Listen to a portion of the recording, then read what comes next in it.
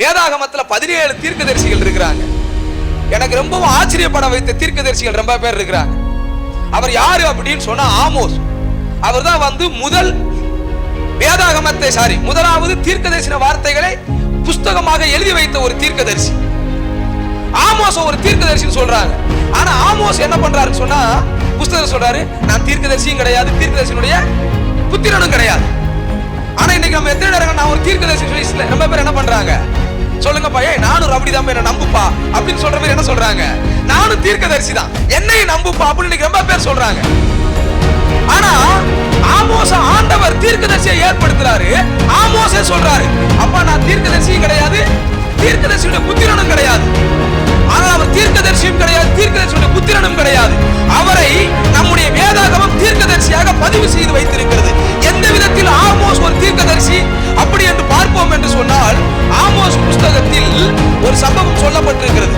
என்ன சம்பவம் சொல்லப்பட்டிருக்கிறது என்று சொன்னால், இஸ்ரவேல் ஜனங்களை பார்த்து ஆண்டவர் சொல்லுவார், அப்பா நீ உன் வீட்டுல வேலை செய்யறாங்க பாரு வேலைக்காரங்க, அந்த வேலைக்காரங்களை ஒரு ஜோடு செருப்புக்கு நீ போய் என்ன செஞ்சுட்டு வந்துருத, வித்துட்டு வந்துருத. வித்துட்டு வந்து அந்த காசுல நீ என்ன செய்யற, நீ குடும்பம் நடத்துற.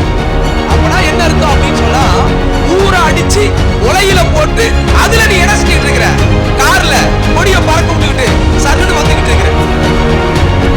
இந்த செய்தி இதை தவறு என்று சொல்லி ஆமோஸ் என்ன சொல்லுகிறார், அவர்களுக்கு கண்டித்து உணர்த்துகிறார்.